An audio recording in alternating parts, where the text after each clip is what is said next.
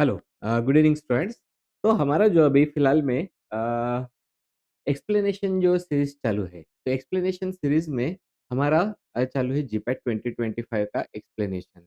इसमें हम लोग बाकी सारे तो टॉपिक कवर कर चुके हैं, बस एक ही हमारा एक सेक्शन बाकी रह चुका है, जिसका नाम है फार्माकोलॉजी सेक्शन। तो यूजुअली फार्माकोलॉजी से जो हमारा सेक्शन है, उसको हम लोग डिटेल में एक्सप्लेन करते हैं, इसलिए हम लोगों ने उसको थोड़ा एंड के लिए रखा था, राइट? तो अब हम लोग वन बाय वन एक-एक क्वेश्चन के बारे में डिस्कशन स्टार्ट कर देते हैं और इसमें सबसे पहला क्वेश्चन हम लोग डिस्कस करेंगे। यहाँ पे दिया गया है मैच द फॉलोइंग, राइट? तो मैच द फॉलोइंग में भी हम लोगों को दिए गए हैं ड्रग्स और इस साइड में दिया गया है मैकेनिज्म ऑफ द एक्शन। मतलब अगर ये क्वेश्चन सॉल्व करने का है, तो सबसे पहले हमारा अप्रोच कैसा होना चाहिए? Link every question to the particular syllabus, क्योंकि हम लोग ये देखते हैं कि जब भी हम लोग पीवाईक्यूज सॉल्व करेंगे या फिर एक्सप्लेन करेंगे, इसलिए नहीं होता कि क्वेश्चन रिपीट होने वाले हैं।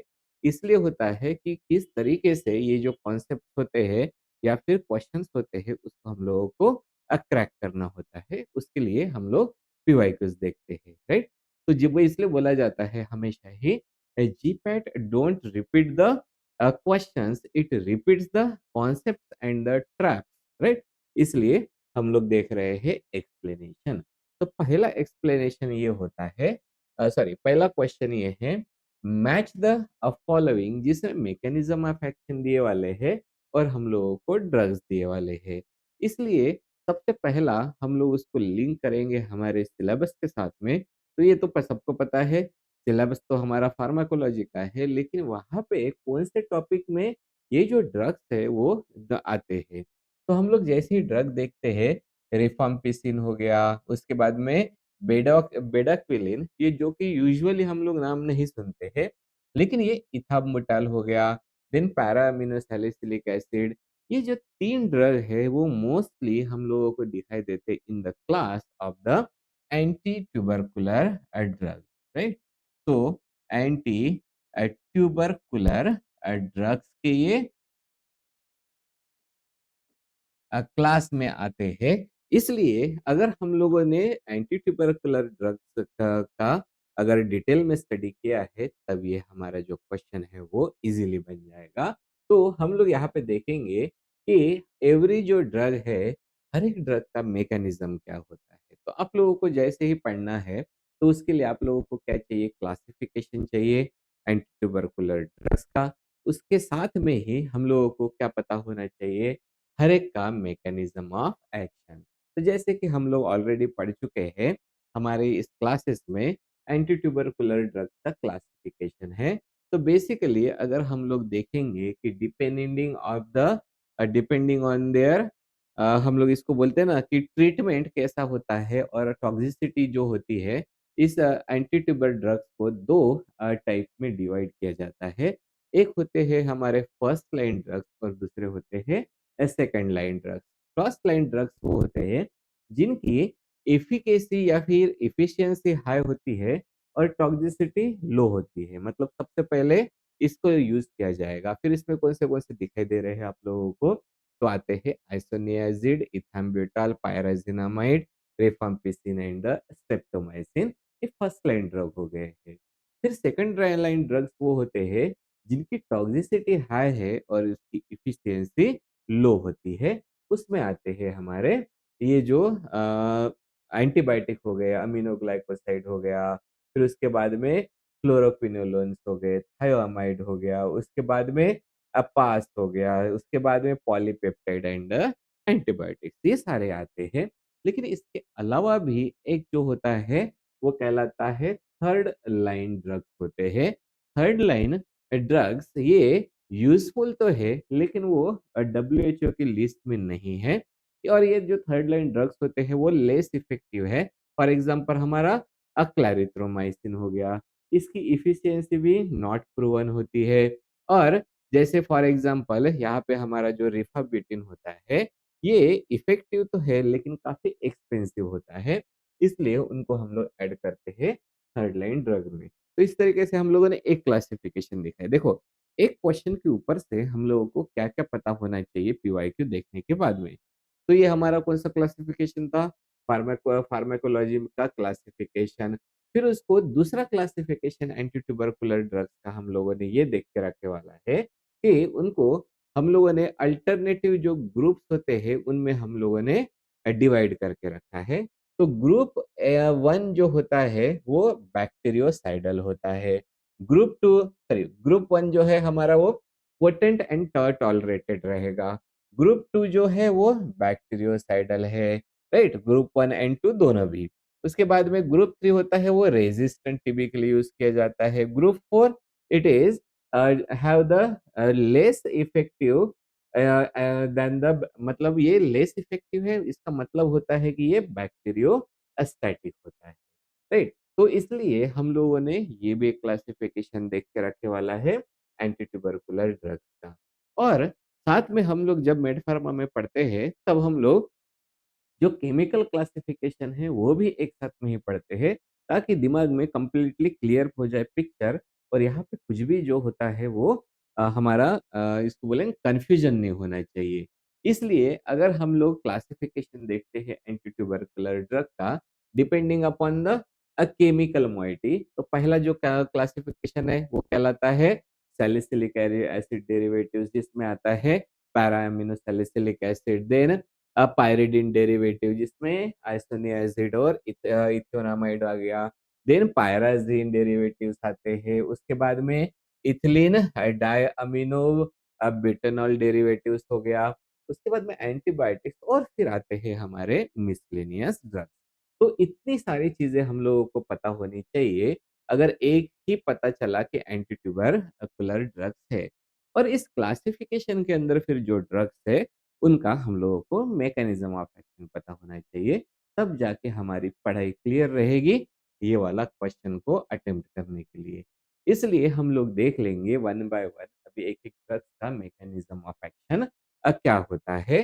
तो पहला जो ड्रग है वो है हमारा इथाम्ब्यूटॉल। इथाम्ब्यूटॉल वो ये जो ड्रग होता है, उसका मैकेनिज़्म ऑफ एक्शन ये होता है कि ये इन्हिबिट करता है अराबिनोसिल ट्रांसफरेज़ को, जिसकी वजह से फिर ब्लॉक हो जाता है सिंथेसिस ऑफ द अराबिनो गैलेक्टन, जो कि एसेंशियल कंपोनेंट होता है वॉल होती है जो बैक्टीरिया की, उसका एसेंशियल कंपोनेंट होता है। अगर वही सिंथेसाइज़ नहीं हुआ, तो फिर वहाँ पे सिंथेसिस प्रॉपरली नहीं होगा बैक्टीरियल सेल वॉल का, जिसकी वजह से फिर वहाँ पे जो लीकेज जो होता है वो स्टार्ट हो सकता है, राइट?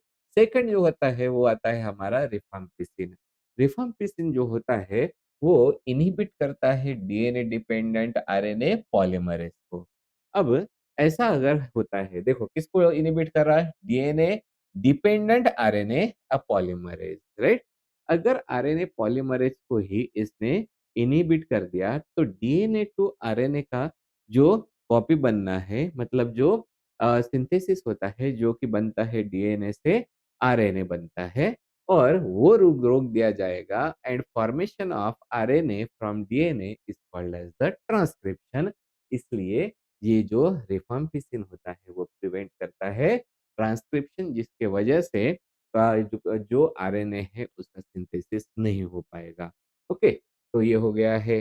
फिर तीसरा जो हमारा ड्रग होता है वो होता है पैरा अमीनो सैलिसिलिक एसिड। ये जो है वो इन्हिबिट करता है फोलेट के सिंथेसिस को। मतलब ये स्ट्रक्चरल एनालॉग है दैट इज़ पाबा का, जो कि इन्हिबिट करता है टेरेट सिंथेस को, राइट?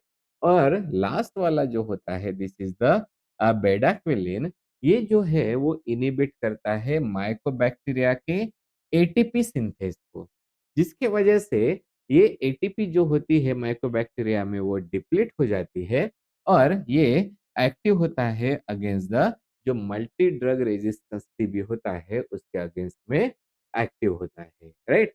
तो अगर हम लोग फिर इनके फटाफट अगर लगाना चाहेंगे, तो इनिबिट द अराबिनोसिल ट्रांसफरेज, तो अभी अभी देखा था हम लोगों ने, वो था हमारा ethambutol. Inhibit DNA dependent RNA polymerase, वो था हमारा rifampicin inhibit the folate synthetase, that is the para-aminosalicylic acids. That's why correct option is the D option. तो देखो हम लोगों को जब भी हम लोग जीपैट के लिए एक्सप्लेनेशन या फिर एनालिसिस करेंगे या फिर पीवाईक्यू सॉल्व करेंगे, तब टेस्ट तो आप पूरी दे दोगे, उसके बाद में एनालिसिस अगर करना है तो यही हमारा मोटो होना चाहिए कि किस तरीके से हम लोग हर एक क्वेश्चन के बाद में रिवीजन कर पाते हैं, राइट? या फिर एक बार फिर से हम लोग गो थ्रू होके उसको क्वेश्चंस को क्वेश्चन के थ्रू हम लोग गो थ्रू होके जो उतना पॉइंट होता है या फिर टॉपिक होता है सिलेबस का, उसको हम लोग कवर कर पाते हैं, राइट? तो ये हम लोगों ने क्लासिफिकेशन देखा था। उसके बाद में जो नेक्स्ट क्वेश्चन आता है फार्माकोलॉजी का, वो होता है match the following with the causative agents, right? ये तो बिल्कुल सिंपल सा क्वेश्चन है, ये तो सभी को आ ही जाएगा, लेकिन उसके लिए हम लोगों को पता होने चाहिए हमारे एक्चुअली ट्यूबरकुलोसिस किससे होता है, वो स्पेसिफिक हमारे पास में इंफॉर्मेशन होनी चाहिए।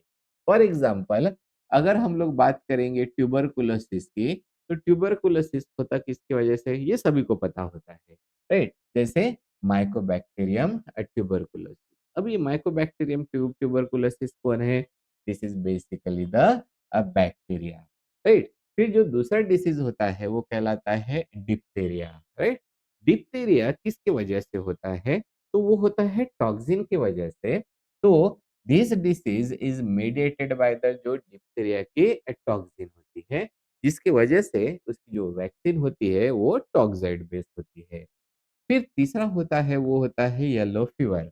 येलो फीवर जो है ये होता है फ्लावी वायरस से, that's why this is the viral disease. और हमारा जो फोर्थ वाला है malaria, this is caused by the Plasmodium species, जिसकी वजह से ये जो आप लोगों को पता है ना, चार प्लाज्मोडियम की वजह से होता है फाल्सिपेरम वगैरह।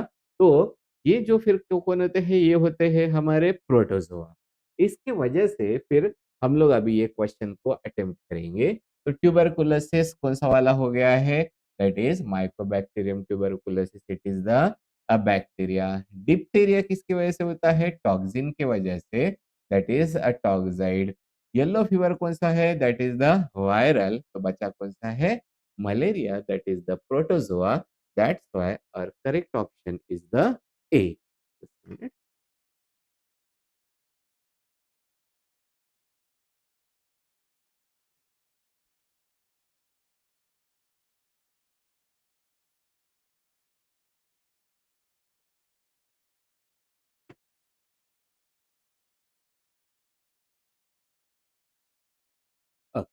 तो ये हो गया हमारा अ, सेकंड क्वेश्चन। उसके बाद में हम लोगों को देखना है the fasting physiological pH of the jejunum, right? तो हम लोगों को ये सबसे पहले देखना पड़ेगा ये जेजुनम क्या चीज होती है। तो हाँ, ये सिंपल सा पता है आप लोगों को, इट इज द जब भी हम लोग जीआईटी पढ़ते हैं तो जीआईटी में स्टमक के तीन पार्ट होते हैं। उसके बाद में स्मॉल इंटेस्टाइन के भी तीन पार्ट होते हैं, राइट? और वैसे ही लार्ज इंटेस्टाइन के भी होते हैं।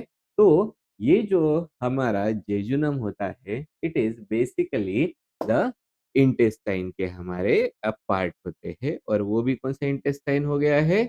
Small intestine. तो यूजुअली जब हम लोग पढ़ते हैं एचएपी, ये क्योंकि ये क्वेश्चन एचएपी का है, that is pharmacology and the allied subject में एचएपी। तो इस एचएपी में हम लोग यूजुअली देख लेते हैं उसके फंक्शन क्या होते हैं और आगे बढ़ जाते हैं। तो ये क्वेश्चन फिर चला गया है डेप्थ में। और डेप्थ में जाके इस क्वेश्चन ने क्या पूछा है? Physiological pH of the jejunum, लेकिन कौन सा वाला पूछा है? फास्टिंग। मतलब हमारे जभी भी कोई भी ऑर्गन होता है वो दो कंडीशन में होता है। एक कहलाता है हमारा फास्टिंग कंडीशन, और दूसरा होता है वो होता है फेड कंडीशन। फास्टिंग कंडीशन मतलब विदाउट अ फूड, और फेड कंडीशन मतलब विद द फूड। और दोनों भी कंडीशन में जो पीएच होता है वो डिफरेंट डिफरेंट होता है। तो देखो जीपेट वाले क्या करते हैं, और भी डिटेल में पूछते हैं जो भी हम पढ़ के जाते उससे। इसके लिए हम लोगों को पता होना चाहिए different different pH of the organs fasting and the fed condition के। तो मैं आप लोगों को यहाँ पे बता देता हूँ अलग-अलग टाइप के पीएच, राइट?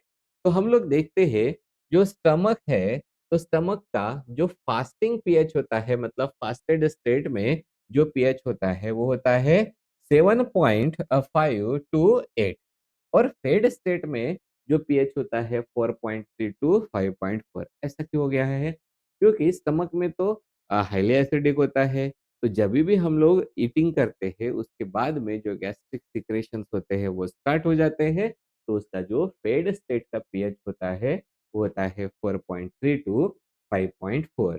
फिर हम लोग बात करेंगे अगर डिओडिनम की तो फास्टेड स्टेट में उसका पीएच होता है 4 टू 5.4 और फेड स्टेट में होता है 5.3 टू 6 और यहाँ पे अब जाते हैं जेजुनम में। जेजुनम में जो फास्टेड स्टेट का पीएच होता है वो होता है 4.4 टू 6.5 और फेड स्टेट का 5.3 टू 8.1। इलियम जो है उसका फास्टेड स्टेट का पीएच होता है वो होता है 6.5 टू 7 और फेड स्टेट का रहेगा 6.8 टू 8.0 राइट मतलब सीधा 8 और जो कोलॉन होते हैं कोलॉन में फास्टेड जो स्टेट होता है उसका पीएच होता है 7.5 टू 8 और फेड स्टेट में जो पीएच होता है वो होता है 6.4 टू 7 राइट। तो हमारा अब यहाँ पे जो क्वेश्चन है उसमें हम लोगों को पूछा गया है regarding the regarding the jejunum. तो ये जो जेजुनम है उसका फास्टेड स्टेट का पीएच आता है हमारा 4.4 टू 6 का और जो हम लोग यहाँ पे देखते ना मतलब slightly acidic to the neutral okay. तो हम लोग यहाँ पे अब ये हर एक जो बुक रहेगा तो उसमें डिफरेंट डिफरेंट थोड़ा थोड़ा डिफरेंस दिखाई देता है। इसलिए अगर हम लोग देखेंगे ये वाला कंडीशन तो फास्टेड जो सॉरी जो फास्टिंग जो स्टेट होता है फास्टिंग स्टेट में जो फिजियोलॉजिकल पीएच होता है जेजुनम का वो आता है हमारा 6.8 का टू 0.4 वाला फिजियोलॉजिकल पीएच हो गया है राइट। उसके बाद में आ जाएंगे नेक्स्ट क्वेश्चन पे और नेक्स्ट क्वेश्चन क्या बोलता है sedative hypnotic barbiturates have the pKa in the range of कौन से रेंज में सिडेटिव एंड हिप्नोटिक बार्बिचुरेट्स का पीके का रेंज होता है। उसके लिए हम लोगों को सबसे पहले तो ये समझना पड़ेगा ये जो हमारे बार्बिचुरेट्स होते हैं इन बार्बिचुरेट्स का स्ट्रक्चर कैसा रहेगा और उसको नंबरिंग कैसे दिया जाएगा और किसकी वजह से ये जो पीके जो होता है वो किसका आता है राइट। तो उसके लिए जब भी हम लोग बार्बिचुरेट्स का स्ट्रक्चर निकालेंगे यहाँ पे हम लोग 2 दे देंगे 2 एन और इसको इस तरीके से लगा दिया, राइट? जो बचे वाले जो 3 कार्बन हैं, इसके लिए हम लोग ये ग्रुप लगा दिए और यहाँ पे लगा दिया है एच एंड द एच। अब कहानी स्टार्ट होती है इनके नंबरिंग से, इधर भी एच रहेगा, इधर भी एच रहेगा, ओके? तो 1 2 3 4 5 एंड 6 तो जो भी ये and this is the structure of the barbituric acid right. तो ये बार्बिचुरिक एसिड का स्ट्रक्चर हो गया। फिर बार्बिचुरेट एसिड के जो डेरिवेटिव्स होते हैं उनको कहलाएंगे हम लोग बार्बिचुरेट्स। तो वो डेरिवेटिव्स कहाँ पे आएंगे तो वो आते हैं इन दो पोजीशन पे। इनको बाद में नाम क्या देंगे हम लोग R1 एंड द R2। तो यहाँ पे जभी भी तो कौन से कार्बन पे चालू है बार्बिचुरेट जो रिंग होती है उसका चालू है at the position of the fifth position पे जो रहेंगे R1 एंड R2 राइट। तो अब हम लोगों को देखना है ये क्वेश्चन किस तरीके से आगे बढ़ता है। उसके लिए सबसे पहले तो क्या पता होना चाहिए ये जो बार्बिचुरेट्स होते हैं उनका क्लासिफिकेशन। तो सबसे पहले classification of sedative and hypnotics हम लोग देखते हैं तो उसका क्लासिफिकेशन आता है 3 तरीके से। एक होते हैं वो कहलाते हैं हमारे बार्बिचुरेट्स, ओके, दूसरा होता है बेंजोडायज़ेपिन्स और तीसरा होता है न्यू नॉन बेंजोडायज़ेपिन हिप्नोटिक्स, ओके। तो बार्बिचुरेट्स में भी 3 टाइप के होते हैं। एक होते हैं long acting, example is the phenobarbitone, short acting barbitone that is pentobarbitone और थर्ड होता है अल्ट्रा शॉर्ट एक्टिंग। वैसे ही डायज़ेपिन्स में भी hypnotic, anti anxiety and anti convulsants होते हैं। तो हम लोगों को ये देखना है, जो बार्बिट्यूरेट्स होते हैं, वो वीक एसिड है, ये बेसेस नहीं होते हैं। और केमिकली ये जो सारे के सारे बार्बिट्यूरेट्स है, अभी-अभी मैंने जो स्ट्रक्चर निकाला था, ये डेरिवेटिव होते हैं बार्बिट्यूरिक एसिड का, जिसमें जो एसिडिक हाइड्रोजन होता है at the C5 position of the barbiturate ring, okay, जिसकी वजह से ये जो हाइड्रोजन होता है वो डिसोसिएट हो जाएगा और डिसोसिएट होने के वजह से ये बार्बिट्यूरेट मतलब ये देता है बार्बिट्यूरेट को पीके जो कि रहता है between the 4.9 to the 6.4, right. तो समझ में आ गया इतना पार्ट। तो ये वाला हमारा स्ट्रक्चर बेस्ड हो गया है, इसको हम लोग फार्माकोलॉजी एंड मेडिसिनल केमिस्ट्री दोनों में भी ऐड कर सकते हैं। तो हम लोग ये देख पाते हैं कि हमारा जो फिजियोलॉजिकल पीएच होता है, फिजियोलॉजिकल पीएच कितना है? लगभग न्यूट्रल टू स्लाइटली बेसिक होता है, दैट इज़ 7.4। तो ये जो बार्बिट्यूरेट्स होते हैं, वो पार्शियली आयनाइज़ हो जाएँगे, लेकिन ये इनका जो सिग्निफिकेंट फ्रैक्शन होता है, वो अनआयनाइज़ रहेगा और जो भी अनआयनाइज़्ड फॉर्म होता है, क्योंकि वही ड्रग लिपिड सोल्यूबल होती है, जो कि अनआयनाइज़्ड फॉर्म में रहेगी, that is the lipid soluble, जिसकी वजह से अगर लिपिड सोल्यूबल है तो बारबिचूरेट जो होते हैं वो क्रॉस करते हैं ब्लड ब्रेन बैरियर को, that's why they are essential for the मतलब ये जो फेनोमेना होता है वो this is essential for sedative and hypnotic activity. तो हम लोग यहाँ पे देखते हैं कि जो पीके जो है वो इम्पोर्टेंट होता है रिगार्डिंग द बारबिचूरेट्स, क्योंकि ये इन्फ्लुएंस करता है onset and the duration of the action को। इसलिए जभी भी हम लोग बारबिचूरेट्स के बारे में देखेंगे, तो बारबिचूरेट्स का जो पीके होता है वो PK it is between the 4.9 to होता है 6.4 के बीच में, राइट। तो ये हो गया हमारा एक क्वेश्चन। उसके बाद में हमारा नेक्स्ट क्वेश्चन आता है, वो कहलाता है फिर रिगार्डिंग द फ्यूरोसामाइड, राइट। तो जैसे ही फ्यूरोसामाइड नाम आ जाता है, सबसे पहले हमारे दिमाग में क्या आना चाहिए कि ये जो ड्रग है वो कौन से चैप्टर का है और कौन से क्लास में आता है। तो हम लोग जब भी नाम देखते हैं फ्यूरोसामाइड, तो फ्यूरोसामाइड ये डायूरेटिक में आता है, ऐसा आप लोगों को याद है। तो ये है, दिस इज द डायूरेटिक। लेकिन डायूरेटिक का भी क्लासिफिकेशन में इसका जो स्पॉट आता है वो आता है in the loop diuretic, right. अब ये जो लूप डायूरेटिक हो गया है, तो लूप डायूरेटिक में भी वो कहाँ पे एक्ट करता है? Descending, ascending, loop of Henle, इसमें जो होता है वो इसका स्पॉट होता है, मतलब ये जो एक्ट करता है वो होता है असेंडिंग, ठीक असेंडिंग लूप ऑफ हेनले में। ओके, तो यहाँ पे अगर हम लोग देखेंगे तो कहाँ पे तो इसका जो आता है आ जाएगा, यहीं पे अगर हम लोग देख लेंगे तो हम लोगों को ये पता चल जाता है कि जो हमारा ऑप्शन है वो वाला जो एक्चुअल ऑप्शंस रहेगा, दैट इज द ठीक ascending loop of the Henle. Okay, तो इसलिए हम लोग इसके अभी डिटेल में जाएंगे। तो फ्यूरासेमाइड कौन हो गया? इट इज और लूप डायूरेटिक हो गया। कहाँ पे एक्ट करता है? ऑन द ठीक ascending limb of the loop of Henle, बराबर है। इसलिए अगर हम लोग बात करते हैं कि और वहाँ पे वो किस तरीके से एक्ट करता है, मतलब ये जो ठीक हमारा असेंडिंग लूप ऑफ हेनले पे एक्ट करता है, हम लोगों ने क्लास में हर एक जो पार्ट है वहाँ पे डिटेल में डिस्कशन कर चुके हैं कि कैसे रीअब्जॉर्प्शन होता है। ओके, तो आप लोग एक बार विजिट कर लीजिए उस वीडियो पे, तो आप लोगों को मिल जाएगा हाउ द इसको मैंने पढ़ाया है नाम से, the physiology of the urine formation के नाम से, राइट। ना देन आता है ये जो होता है वो इनिबिट करता है NK-CC2 ट्रांसपोर्टर को, जिसकी वजह से अब क्या दिखाई दे रहा है हम लोगों को, ये जो एक्सक्रीशन होता है वो sodium ion, potassium ion and the chloride ion का एक्सक्रीशन इंक्रीज हो गया। और जो जिसकी वजह से फिर कैल्शियम एंड जो मैग्नीशियम होता है उनका भी लॉस चालू हो जाता है and this is the powerful diuretics.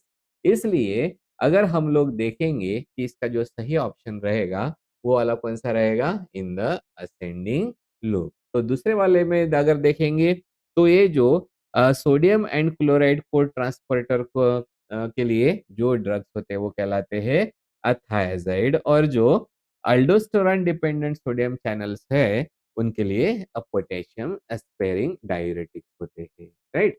तो ये हो गया है हमारा रिगार्डिंग द डायूरेटिक। उसके बाद में नेक्स्ट क्वेश्चन ये आ रहा है कि what are the drugs which induce the hepatic cytochrome 450 when given with the warfarin. मतलब क्वेश्चन में क्या पूछा गया है हम लोगों को, drug inducing hepatic cytochrome P450 ऐसे ड्रग जो हेपेटिक मतलब जो हमारे लिवर में हेपेटिक एंजाइम्स होते हैं उनको इंड्यूस करेंगे। अब अगर कोई भी साइटोक्रोम को इंड्यूस किया गया मतलब उसको जगाया गया। साइटोक्रोम का काम क्या होता है? साइटोक्रोम का काम होता है मेटाबॉलिज्म करना। तो मैं पहले यहाँ पे लिख देता हूँ, जो हमारे साइटोक्रोम्स होते हैं अ, साइटोक्रोम P450 इनका काम होता है मेटाबॉलिज्म, राइट? ऐसे बहुत सारे साइटोक्रोम्स है, जिसमें से सबसे जो इम्पोर्टेंट है वो है 3A4। उसके बाद में 2C8, 2C9 ऐसे काफ़ी सारे साइटोक्रोम के एंजाइम्स होते हैं, जो कि कॉज़ करते हैं हम लोग जिसको बोलते हैं ना मेटाबॉलिज्म। तो आप लोग जब बायोफार्म में पढ़ोगे या फिर फार्माकोलॉजी में पढ़ोगे, तब आप लोगों को पता चल जाएगा कि how metabolism in takes place in the liver. Okay, तो साइटोक्रोम का काम क्या होता है? मेटाबॉलिज्म। इंड्यूस करना मतलब उसको जगा देना, ट्रिगर करना। मतलब जो भी साइटोक्रोम से जो दवाइयाँ मेटाबोलाइज़ होती है, उनका मेटाबॉलिज्म इंक्रीज़ हो जाएगा, राइट? और अगर इनको इन्हिबिट करना मतलब वो जो ड्रग्स होती है, जो पर्टिकुलर साइटोक्रोम से मेटाबोलाइज़ होती है, उनका मेटाबॉलिज्म डिक्रीज़ करना। ओके, इसको बोला जाता है induction and the inhibition of the cytochrome P450। Okay, हम लोगों को क्या पूछा गया है, ऐसे कौन-सी ड्रग है जो कि इंड्यूस करती है साइटोक्रोम P450 को जब उसको दिया जाता है वारफारिन के साथ में? तो हम लोगों को पहले तो देखना पड़ेगा कौन-कौन सी ड्रग इंड्यूसर होते हैं और कौन-कौन से ड्रग इन्हिबिटर होते हैं। इसलिए फिक्स जब भी आप लोग पढ़ोगे तो इस क्वेश्चन से हम लोगों को क्या पता चला जीपैट के कि कोई भी जो ड्रग्स के बारे में हम लोग अगर पढ़ रहे हैं तो कहीं पे भी नाम आया it is inducer of the cytochrome P450 और it is the inhibitor of the hepatic enzymes, तो उसको आप लोगों को हाइलाइट करना हो करके रखना पड़ेगा। ओके, तो जैसे हम लोग ड्रग के बारे में बात करते हैं कार्बामाज़ेपिन। कार्बामाज़ेपिन जो होता है वो पोटेंट एंजाइम इंड्यूसर होता है। ओके, मेट्रोनिडाज़ोल जो होता है वो इन्हिबिटर होता है। ओके, उसके बाद में एम्योडारेन भी है, ये भी इन्हिबिटर है और सिप्रोफ्लोक्सासिन होता है, ये भी इन्हिबिटर होता है। मतलब ये आप लोगों के नोट्स में होना चाहिए कि जभी भी कोई भी ड्रग पढ़ रहे हो तो वो इंड्यूसर है या फिर इन्हिबिटर है। अगर ऐसा दोनों में से कोई भी प्रॉपर्टी है तो वो आपके पास में वहाँ पे पॉइंट आउट करके होनी चाहिए आपके नोट्स में। तो कार्बामाज़ेपिन जो है वो इंड्यूस करता है साइटोक्रोम 2C9 को। जैसे मैंने पहले बताया था कि डिफरेंट डिफरेंट टाइप्स के जो साइटोक्रोम्स होते हैं 3A4, 2C8, 2C9 उसमें से कार्बामाज़ेपिन जो है वो इंड्यूस करता है साइटोक्रोम 2C9 को, जिसकी वजह से देखो इसने क्या किया 2C9 को इंड्यूस किया। इंड्यूस किया मतलब ये जो साइटोक्रोम है उसकी एक्टिविटी साइटोक्रोम का नाम कौन-सा हो गया? साइटोक्रोम 2C9 और ये जो 2C9 है वो रिस्पॉन्सिबल है वारफारिन के मेटाबॉलिज्म के लिए। जैसे ही ये इंड्यूस हो जाता है साइटोक्रोम 2C9, वारफारिन का मेटाबॉलिज्म जो है वो इंक्रीज़ हो जाता है, इसलिए वारफारिन का प्लाज़्मा कॉन्संट्रेशन जो है वो डिक्रीज़ हो जाएगा। इसके वजह से फिर एंटीकोएगुलेंट एक्टिविटी अफ़ेक्ट हो जाती है, मतलब डिक्रीज़ हो जाती है and there is risk of the thrombosis. तो ये सारे जो हम लोगों को इसी को वो हम लोग बोलेंगे कि कॉम्बिनेशन थेरेपी में देना चाहिए या फिर इसी को हम लोग प्रॉपर तरीके से बोलते हैं द ड्रग इंटरैक्शंस, राइट? तो ये इसलिए हमारा जो करेक्ट ऑप्शन होता है, वो बन जाता है कार्बामाज़ेपिन। मतलब ये जो हमारा क्वेश्चन है, वो हाफ पार्ट जो है, वो मेमोरी बेस्ड पार्ट है। मतलब ये कोई भी ड्रग साइटोक्रोम इंड्यूसर है या फिर इन्हिबिटर है, वो हम लोगों को पता होना चाहिए, राइट? ये हो गया क्वेश्चन। उसके बाद में आता है BPALM regimen is combination of, right? BPA, sorry, हाँ, तो BPALM रेजिमेन, ये जो BPLA रेजिमेन है, ये कौन सा रेजिमेन है? ये बेसिकली WHO रिकमेंडेड होता है। Okay, so WHO recommended recommended, लेकिन डब्ल्यूएचओ ने रिकमेंड कौन-सी चीज़ के लिए किया गया है? तो हम लोगों को इसके पहले के भी क्वेश्चन में दिया था। बेडा क्विलिन था, वो था हमारा एंटी ट्यूबरकुलर ड्रग और वो भी कहाँ पे यूज़ किया गया है? In the multi drug resistant tuberculosis. Pretomanid, okay, या फिर पायराज़िनामाइड। उसके बाद में लिनेज़ोलिड, ओके। उसके बाद में मोक्सिफ्लोक्सैसिन, ये वाले जो ड्रग है वो सारे के सारे कौन से दिखाई दे रहे हैं हमारे एंटी ट्यूबरकुलर ड्रग। तो ये जो बीपीएलएम जो रेजिमेंट है वो डब्ल्यूएचओ रिकमेंडेड कॉम्बिनेशन है और वो भी कॉम्बिनेशन होता है for the drug resistant tuberculosis. Okay, तो इसलिए मैं लिख देता हूँ, दिस इज फॉर द जो ड्रग रेजिस्टेंट ट्यूबरकुलोसिस, ट्यूबरकुलोसिस इसके लिए है। सो अगर हम लोग ये देखते हैं कि BPLM is a WHO recommended regimen for the drug resistant tuberculosis. अब यहाँ पे हर एक लेटर जो है वो क्या किसको रिप्रेजेंट कर रहा है? B means the bedaquiline. Bedaquiline जो है हम लोग ऑलरेडी उसका मैकेनिज्म देख चुके हैं। वो इनिबिट करता है माइकोबैक्टीरियल एटीपी सिंथेस को, जिसकी वजह से जो एटीपी का सिंथेसिस होता है, मतलब एटीपी में सीधा-सीधा डिप्लीशन हो जाता है।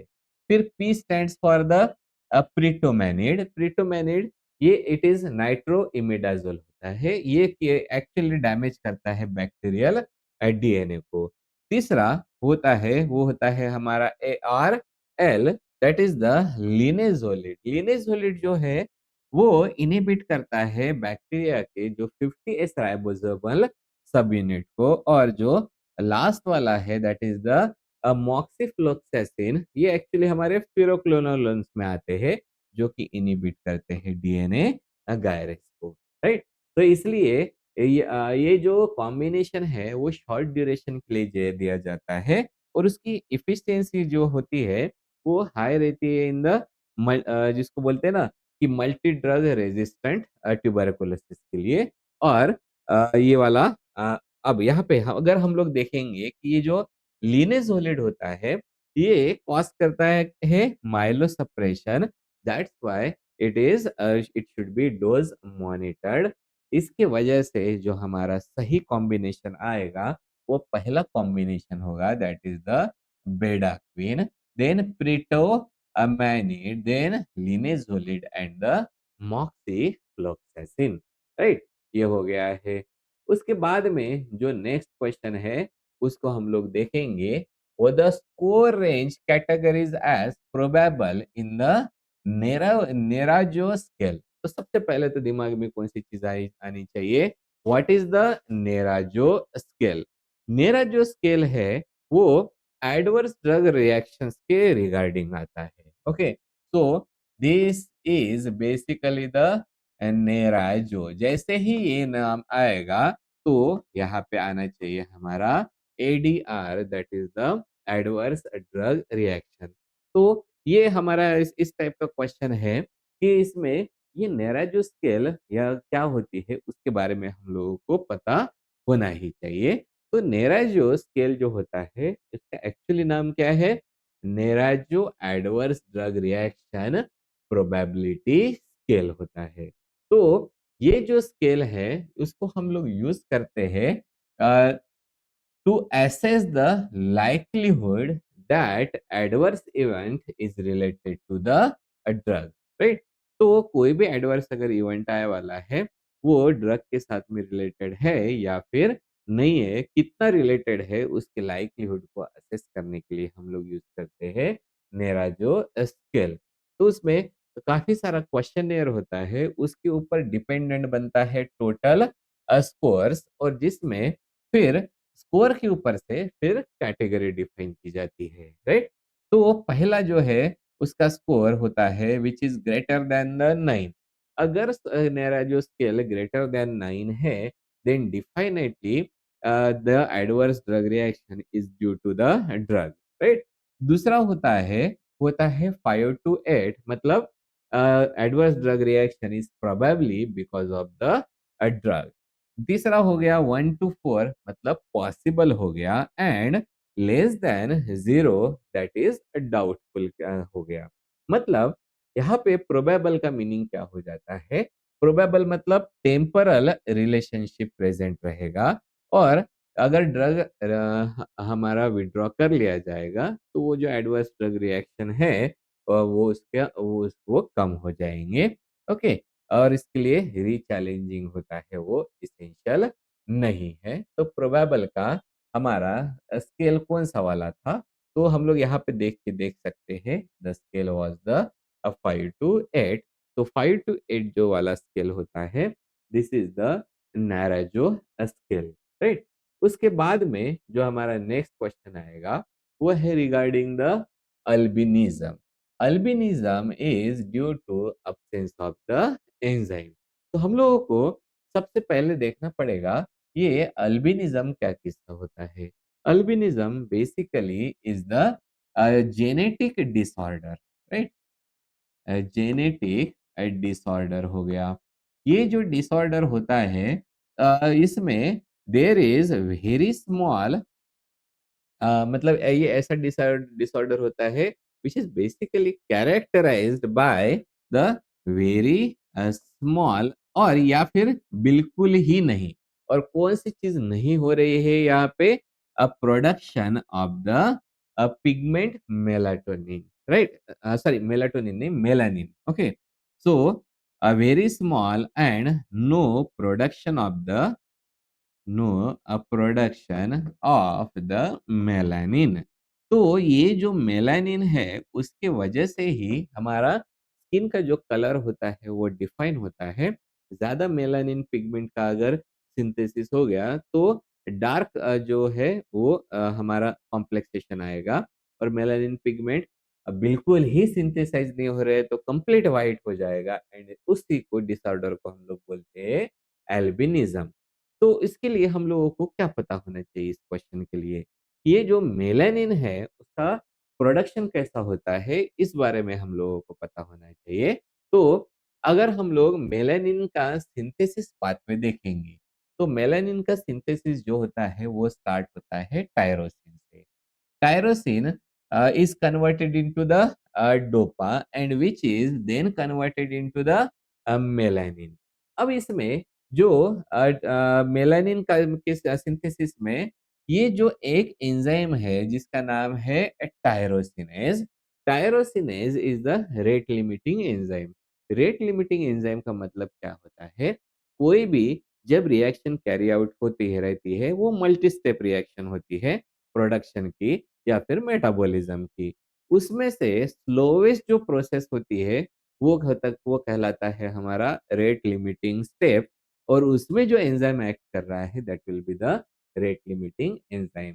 तो इस मेलानिन के प्रेजेंट प्रोडक्शन में जो रेट लिमिटिंग एंजाइम होता है वो होता है टायरोसिनेस, जिसके डेफिशिएंसी की वजह से मेलानिन का प्रोडक्शन कम हो जाता है। स्किन, हेयर और आईज जो होते हैं कंप्लीटली पेल हो जाते हैं, मतलब पेल कलर के, ओके। और जो नॉर्मल मेलानोसाइट का जो नंबर रहता है वो भी मतलब वो तो कम ही वो नॉर्मल रहेगा, राइट? तो यहाँ पे जो बाकी के हमारे पहले तो हम लोग क्या देखना है कि सिंथेसिस का पाथवे कहाँ से स्टार्ट हो रहा है, तो वो स्टार्ट हो रहा है टायरोसिन से। अगर टायरोसिन से स्टार्ट हो रहा है, तो उसके लिए एंजाइम कौन-सा रहेगा, वो रहेगा टायरोसिनेस और बाकी के जो एंजाइम है, वो इसके साथ में रिलेटेड है ही नहीं। ओके? तो ये हो गया हमारा रिगार्डिंग द अल्बिनिज़म। फिर नेक्स्ट जो क्वेश्चन आता है, वो क्वेश्चन है parasitic worm causing lymphatic filariasis, right? तो यहाँ पे हम लोग जो एंटी माइक्रोबियल एजेंट्स वाला किस्सा देखते हैं, तो वही हमारे कीमोथेरेपी का पार्ट है। तो पहले फिर इसके लिए हम लोग क्या करते हैं डायरेक्टली जो ड्रग्स पे चले जाते हैं। उसके पहले हम लोग हमारे हमारे क्लास में हमेशा ही पढ़ते हैं कि पहले एचएपी चाहिए, उसके बाद में पैथोफिजियोलॉजी चाहिए और उसके बाद में चाहिए हम लोगों को फार्माकोलॉजी। तो हम लोग यहाँ पे नॉर्मल तो नहीं पढ़ते हैं, तो हम लोग क्या पढ़ते हैं the diseases caused by this जिसको बोलते हैं ना कि जो हमारे माइक्रोबियल एजेंट्स होते हैं उनके उनके वजह से कौन से डिसीज कॉज करते हैं और यहाँ पे क्या बोला जाएगा diseases caused by the parasite, right? तो यहाँ पे हमारा जो लिम्फेटिक फाइलेरियासिस होता है वो कौन से पैरासाइट की वजह से हो रहा है। इसलिए हम लोगों को इनके बारे में पूरी इन्फॉर्मेशन होनी चाहिए। पहला यहाँ पे हम लोग देखते हैं कि नेकेटर अमेरिकैनस, नेकेटर अमेरिकैनस ये एक हुकवर्म होता है जो कि कॉज करता है iron deficiency anaemia by blood loss from the intestine. मतलब अगर नेकेटर अमेरिकैनस का इन्फेक्शन हो गया तो ये वो है आता है हमारा हुकवर्म हो गया। ये कॉज करता है आयरन डेफिशिएंसी। कैसे? तो वो इंटेस्टाइन में ब्लीडिंग कॉज करेगा। तो इसलिए ये इंटेस्टाइन वाला है ना, इसलिए वो फाइलेरियासिस के साथ में एसोसिएटेड नहीं है। फाइलेरियासिस मतलब जिसको हम लोग एलिफेंटासिस बोलते हैं, वो वाला होता है। ओके? उसके बाद में नेक्स्ट जो आता है वो होता है एनसिलोस्टोमा डिओर्डिनाले। ये भी दूसरा हुकवर्म है, जो भी कॉज़ करता है anaemia and the malnutrition. Okay, तीसरा होता है वो होता है ब्रूगिया मैलाई। ब्रूगिया मैलाई ये फाइलेरियल निमेटोड होता है, जो कि इन्फेक्ट करता है लिम्फेटिक वेसल को और जिसको हम लोग बोलते हैं ना, it will cause the lymphatic filariasis जिसको हम लोग बोलते हैं एलिफेंटासिस और ये ट्रांसमिट होता है बाय द मॉस्किटो। कौन से मॉस्किटो होते हैं? Culex and the Mansonia. Okay, अब लास्ट वाला होता है जिसको बोलते हैं हम लोग ऑन्कोसेरसा वोल्वोलस। ये जो है वो रिवर ब्लाइंडनेस जो कॉज करता है वो जिसको बोला जाता है ऑन्कोसर्सियासिस। ओके, जो कि अफेक्ट करता है स्किन एंड आईज को। इसलिए हम लोगों को क्या देखना है, ये जो लिम्फेटिक फाइलेरिया होता है वो 2 पैरासाइट के वजह से होता है। एक होता है वोस्चेरिया बैंक्रॉफ्टी और दूसरा होता है ब्रूगिया मैलाई। ओके, तो हम लोग यहाँ पे जो देख रहे हैं, तो इसमें से हमारा कौन-सा वाला है? तो एक तो वोस्चेरिशिया जो होता है वो बैंक्रप्टी जो सबसे ज़्यादा फेमस है और दूसरा वाला ब्रूगिया मैलाई। तो हमारा यहाँ पे जो आंसर आएगा वो रहेगा ब्रूगिया मैलाई। ये दोनों भी पहले कौन से हैं? हुकवर्म हैं। वो आयरन डेफिशिएंसी कॉज़ करते हैं एंड ऑन्को सेरसा वोल्वुलस ये कॉज़ करता है रिवर ब्लाइंडनेस। ओके, इनके बारे में मैंने डिटेल में पढ़ा के रखने वाला है, राइट? तो ये हो गया एक क्वेश्चन और आज के लिए हम लोग लास्ट वाला एक क्वेश्चन देखेंगे, वो है regarding the PPAR gamma agonist. Okay, सबसे पहले तो हम लोगों को इसके लिए ये देखना पड़ेगा what is the PPAR gamma? PPIR gamma ये एक्चुअली टाइप 2 न्यूक्लियर रिसेप्टर होता है। ओके, तो हम लोग लिख देंगे इट इज अ टाइप 2, ये न्यूक्लियर रिसेप्टर हो गया, रिसेप्टर होता है। या फिर हम लोग इसको बोल सकते हैं ट्रांसक्रिप्शन फैक्टर, और बोलने से बेटर है हम लोग इसको लिखेंगे and this is the transcription factor, right?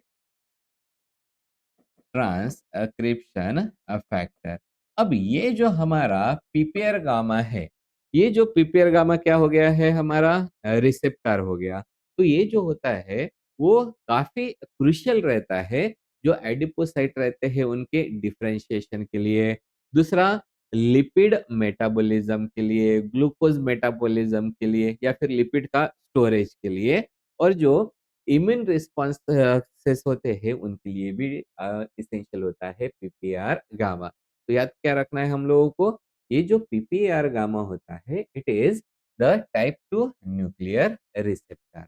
फिर इसका अगोनिस्ट पूछा गया है, राइट? तो हम लोग यहाँ पे देखते हैं पीपीआर का फुल फॉर्म क्या होता है। Basically it is the peroxisome proliferator activated receptor gamma. Okay, और उसके एक्टिवेशन से एक्चुअल होता है जो इंसुलिन की सेंसिटिविटी होती है वो इंक्रीज हो जाती है।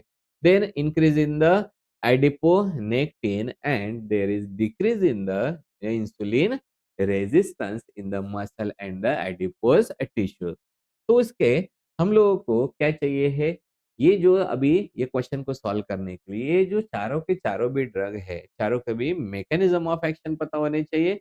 तब जाके हम लोगों को पता चलेगा whether which drug is agonist और द एंटागोनिस्ट। तो हम लोग पहला देखते हैं, उसमें वो कहलाता है हमारा पायोग्लिटाजोन। पायोग्लिटाजोन जो होता है वो पीपीआर गामा अगोनिस्ट होता है, राइट? दूसरा वाला होता है वो होता है अकार्बोज। अकार्बोज जो है वो अल्फा ग्लूकोसाइडेज इनिबिटर होता है, राइट? उसके बाद में थर्ड जो है वो होता है मेटफॉर्मिन। मेटफॉर्मिन जो है वो डिक्रीज करता है हिपैटिक ग्लूकोनियोजेनेसिस को। और फोर्थ वाला है that is sulfonylureas. This will close the potassium ATPA channel, जिसके वजह से जो इंक्रीज होता है इंसुलिन का रिलीज। तो ये चारों के चारों भी जो हमारे ड्रग्स है वो चारों के चारों एंटी डायबिटिक ड्रग्स है, राइट? तो लेकिन उनके मैकेनिज्म ऑफ एक्शंस जो होते हैं वो डिफरेंट डिफरेंट होते हैं। इसलिए यहाँ पे हम लोगों को क्या दिखाई दे रहा है, ये जो हमारा पीपीआर गामा, सॉरी मैंने गलत चूज किया वाला है। तो पीपीआर गामा जो होता है उसका अगोनिस्ट जो है this is the pioglitazone. Okay, तो इस तरीके से हम लोगों को जो पढ़ते जाना है हमारे जो डिफरेंट डिफरेंट जो क्वेश्चंस होते हैं उनको, राइट? तो आज के लिए हम लोग यहाँ पे रुक जाते हैं and in next session we will finish with the pharmacology, और जिसकी वजह से फिर हम लोग फिनिश कर देंगे हमारा जो जीपेट 2025 का एक्सप्लेनेशन है वो फिनिश हो जाएगा। Okay, so this is all for today.